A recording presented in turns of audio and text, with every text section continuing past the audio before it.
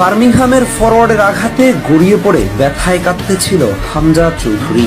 ম্যাচের তখন 70 মিনিট। ঠিক সে মুহূর্তে পুরো বাংলাদেশ কি কাঁদছিল না? কাদার তো কথা, ওই যে একজন তো এখন বিশ্ববুকে লাল সবুজের পরিচয়। পুরো দেশকে একা কাঁধে টানছেন লেস্টার সিটির ক্যাপ্টেন হামজা চৌধুরী। অবশ্য লাল সবুজের এই দেশটি কেন, নীলগন্ধের প্রাণ ভ্রমরাও তো এই এক লাল সবুজের সন্তান। কারণ এই পোস্টার বয়ের জাদুতে যে এখন লেস্টার হাসে। তারাও হামজাকে প্রাণ খুলে ভালোবাসে, তাই তো লেস্টারে তাদের ফেসবুক পেজে চৌধুরী সাহেবকে সম্মান জানিয়ে পোস্ট করেছেন। অবশ্য এমন সম্মান কেন জানিয়েছেন লেস্টার, তা খোলাসা করা যাবে ম্যাচের 42তম মিনিটের এই ঘটনায়। দেখুন না, কি দুর্দান্ত এক ট্যাকেলে থামিয়ে দিল বার্মিংহাম সিটির আক্রমণ, স্বস্তি ফেরালো পুরো গ্যালারি জুড়ে।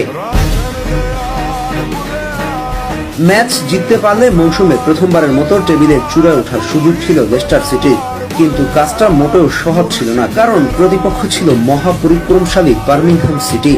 এমন গুরুত্বপূর্ণ ম্যাচে আবারও দলের অধিনায়কের ভার হামজা চৌধুরীর কাঁধে, আর ক্যাপ্টেন্সি কি দারুণভাবেই দলকে নিয়ে গেল সাফল্যের চূড়ায়।